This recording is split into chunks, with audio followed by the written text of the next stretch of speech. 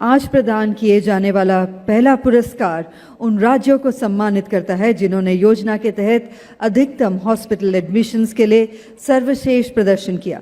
बड़े राज्यों के भीतर हॉस्पिटल एडमिशन की दृष्टि से सबसे अच्छा प्रदर्शन करने वाला राज्य है केरल। जोरदार तालियां केरल के लिए। രണ്ടാം പിണറായി വിജയൻ സർക്കാരിന്റെ ആദ്യ 3 വർഷങ്ങളിൽ കോവിഡിന്റെ രണ്ടാം തരംഗത്തെയും മൂന്നാം തരംഗത്തെയും നേരിടുന്നതിനൊപ്പം തന്നെ നിപ്പ, സിക്ക, മങ്കി പോക്സ് തുടങ്ങിയ പകർച്ചവ്യാധികളുടെ വെല്ലുവിളികളെ സംസ്ഥാനം സുശക്തമായി നേരിട്ടു.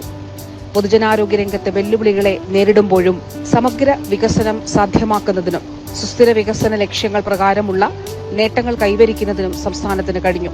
ഈ കാലഘട്ടത്തിൽ 22ലധികം പുരസ്കാരങ്ങളാണ് ദേശീയ അന്തർദേശീയ തലത്തിൽ സംസ്ഥാന ആരോഗ്യവകുപ്പിന് ലഭിച്ചത്. ഏറ്റവും കൂടുതൽ സൗജന്യ ചികിത്സ നൽകിയ സംസ്ഥാനത്തിനുള്ള കേന്ദ്ര സർക്കാരിന്റെ പുരസ്കാരം ഈ 3 വർഷങ്ങളിൽ തുടർച്ചയായി കേരളത്തിനാണ് ലഭിച്ചത്. ക്ഷയരോഗ നിവാരണ പ്രവർത്തനങ്ങൾക്ക് 2023 ഏറ്റവും മികച്ച രീതിയിൽ ഏകോപിപ്പിച്ച സംസ്ഥാനത്തിനുള്ള പുരസ്കാരം കേരളത്തിന് ലഭിച്ചു. ഹീമോഫീലിയ വിവരശേഖരണത്തിനും ഏകോപനത്തിനും അന്തർദേശീയ അംഗീകാരം ഈ കാലഘട്ടത്തിൽ ആരോഗ്യവകുപ്പിന് ലഭിച്ചു. കാഴ്ചപരിമിതർക്കായി സജ്ജമാക്കിയ സേവനത്തിന് പ്രത്യേക ആരോഗ്യ മന്ധൻ പുരസ്കാരം കേന്ദ്ര സർക്കാർ 2023 കേരളത്തിന് സമ്മാനിച്ചു. സംസ്ഥാന ആശാധാര പദ്ധതിക്ക് ദേശീയ ഡിജിറ്റൽ ട്രാൻസ്ഫോർമേഷൻ അവാർഡ് ലഭിച്ചു. ദേശീയ ഭക്ഷ്യസുരക്ഷാ സൂചികയിൽ ചരിത്രത്തിലാദ്യമായി കേരളം 1ാം സ്ഥാനത്ത് എത്തി. എല്ലാ മാനദണ്ഡങ്ങളിലും 1ാം സ്ഥാനം നേടിക്കൊണ്ടാണ് ഭക്ഷ്യസുരക്ഷയിൽ കേരളം രാജ്യത്ത് 1ാമതെത്തിയത്.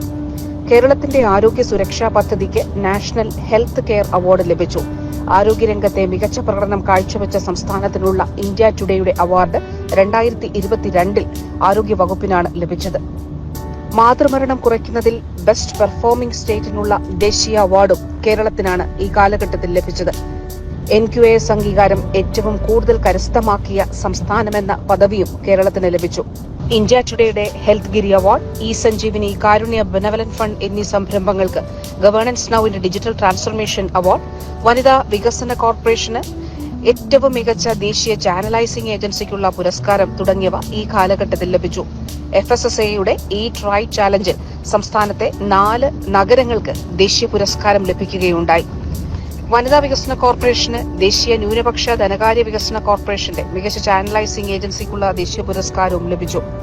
ആദിവാസി വിഭാഗത്തിലെ സഹോദരങ്ങൾക്കുള്ള വനമിത്ര പദ്ധതി ദേശീയ തലത്തിൽ അംഗീകരിക്കപ്പെട്ടു.